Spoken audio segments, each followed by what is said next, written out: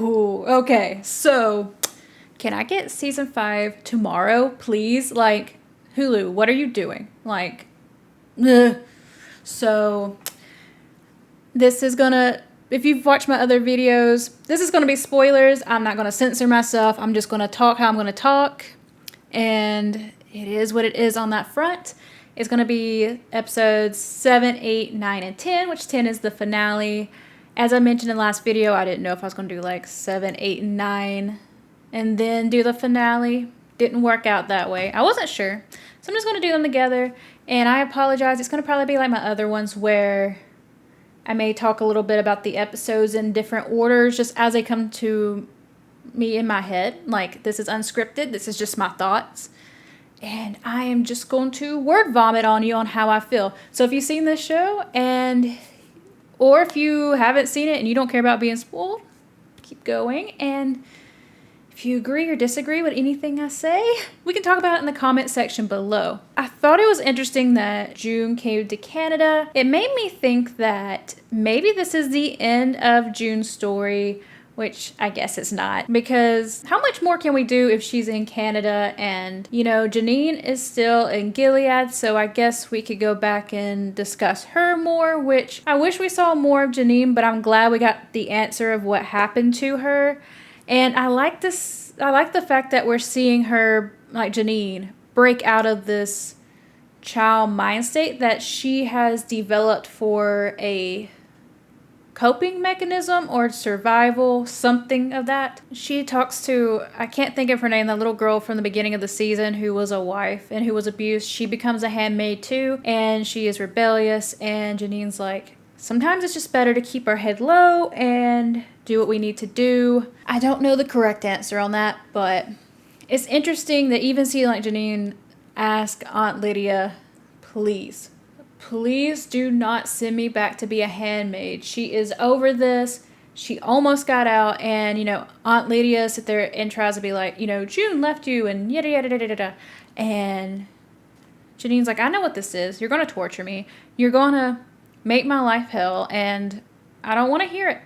I know June didn't leave me on purpose, whatever happened to her. So I think that is interesting. And I like the fact of seeing how she reacts to the younger girl. Like I said, I can't remember her name, but that little girl has like really great acting skills for her age, even though it's really depressing, the kind of role somebody that age has to play and get to that mindset. She does a great job. And Aunt Lydia, she does get in trouble for being a little too aggressive, and I think that was interesting too. Commander Lawrence, I don't know how I feel on him because he's definitely just like a plot convenient person, but he's so snarky and he seems like he wants to do the right thing, but he's just, I don't know what the word to describe it. Like, he's not willing to go all the way, but he's willing to rebel just a little bit, and he weaseled himself way back into some kind of importance, and I've seen critiques on Twitter about June's testimony, how people didn't really like it's just up on her face. It was one shot. It was basically like a series recaps of what happened with the Waterfords. And honestly, I liked it. Like, I like seeing this court case. I thought, like, it was powerful. I do think there were too many close-ups in this season, but I liked it here and like how it just kind of panned in and just made it about her. Even though I didn't necessarily agree with Luke coming anyways, even though she didn't want him there, but I understood that he needed to know what happened because it's hard to help somebody when you don't know how to help them, Like, sometimes that's more difficult, like how you're supposed to help somebody, but at the same time, you got to meet people at their level, and June's gone through so many traumatic experiences, and honestly, Luke has too.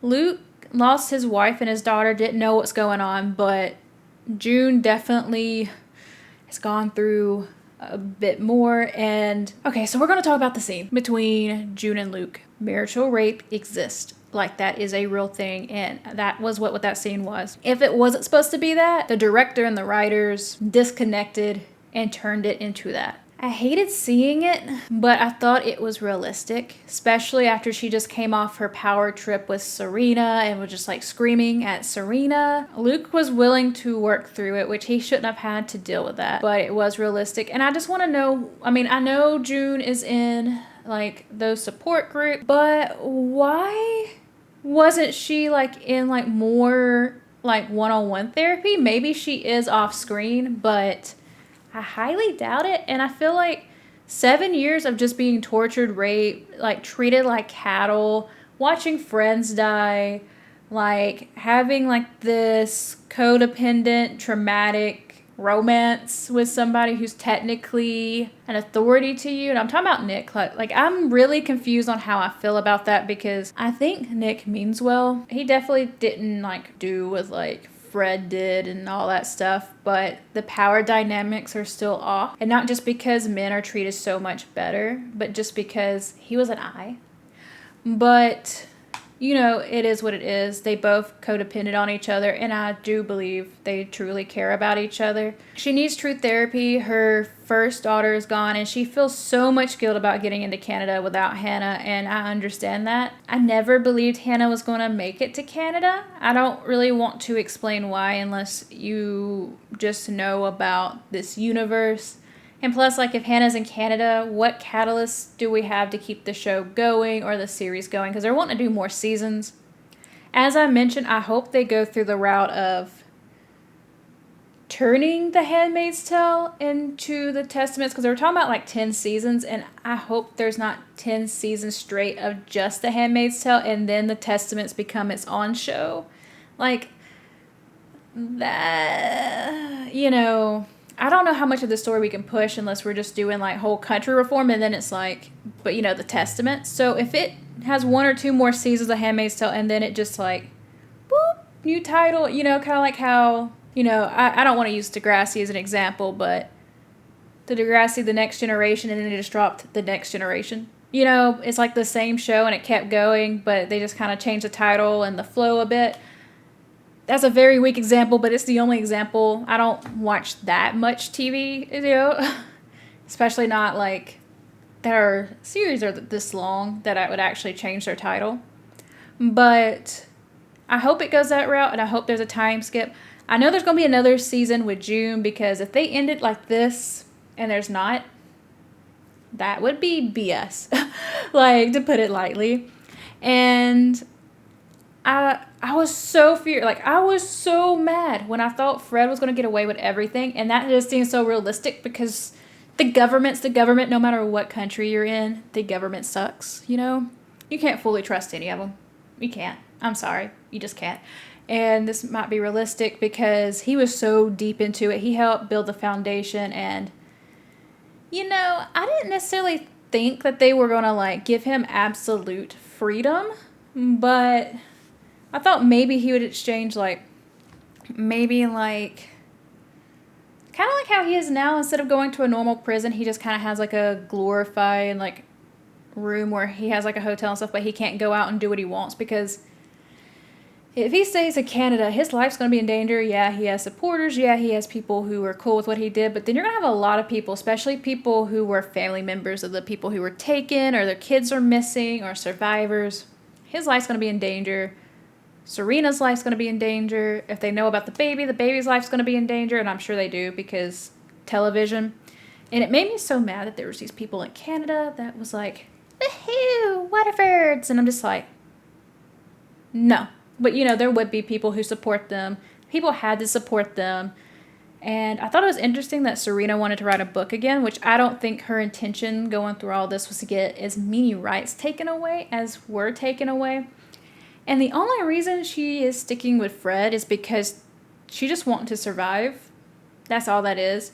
And seeing, like, the agent dude see Serena for how she really is what really nailed the coffin for Fred, which I don't think he ever liked Fred, but I think he felt kind of bad for Serena. But, you know, after seeing her being like, yeah, I want to go house hunting, I want to do this, I want to do that, he's like, what? You're supporting this guy? Why?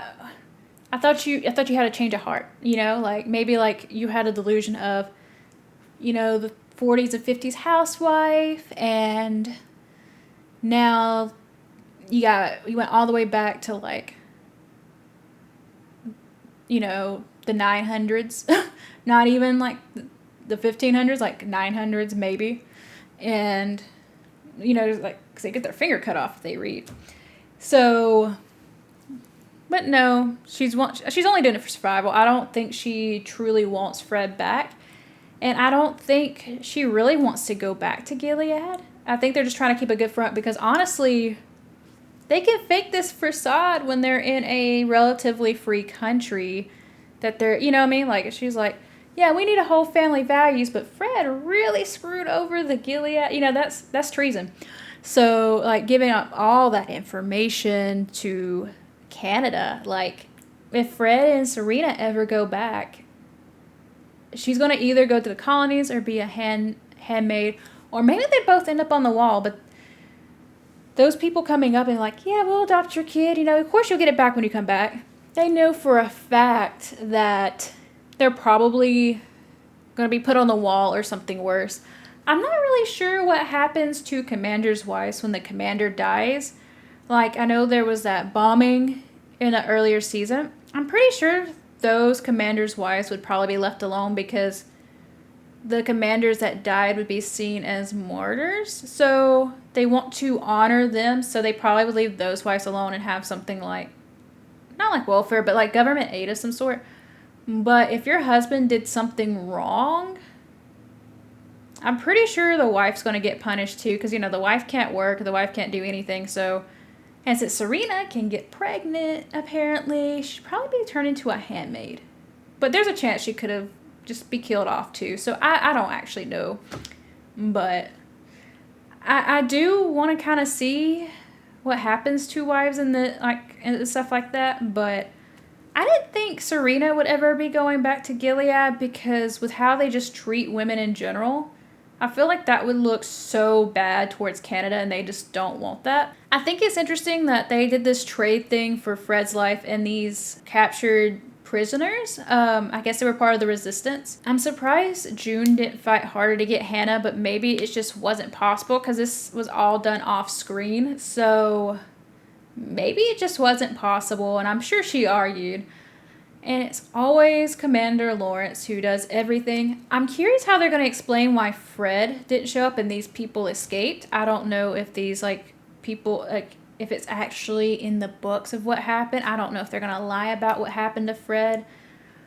But seeing June get her justice was absolutely glorious, and I was so happy. And I knew something was up when she was playing along with his feelings, because it seemed like he just, you know, she even mentions that he just wants to be loved. He needs, like, that affection. He needs to be adored for whatever reason. Like, I knew something was up with June, and I didn't think she'd be able to go back to a normal life. And I hate to say that. I would love to see her and Luke fix things. I would love to see her be a great mom. It's just, I didn't see it really happening. I know June just is too far into wanting vengeance, and everybody heals differently. Like, when you look at Maura, she wants a more peaceful way to go about it. But even Emily's just like, can we just stab everybody? You know, she's more quiet than June, but she was definitely on board with this. And I don't know, maybe they could get away with, like, killing Fred without, like, you know, if I was like, why didn't June just wash up in the shower before Luke saw her? Because I don't know if Luke would turn around. I don't know, because that'd be a hard thing to say, because the deal had to be on the books, but then Fred's dead, so they're going to figure out something happened. I don't know how easily they could lie about it. I just don't know. And the fact that Serena don't even know yet when the show ended, I'm like, So she's going to probably try to be flirty again, be like, oh, you know, I need help with my baby and yada, yada, yada, and I need to know now. Guys, those are my thoughts, and I'll see you later.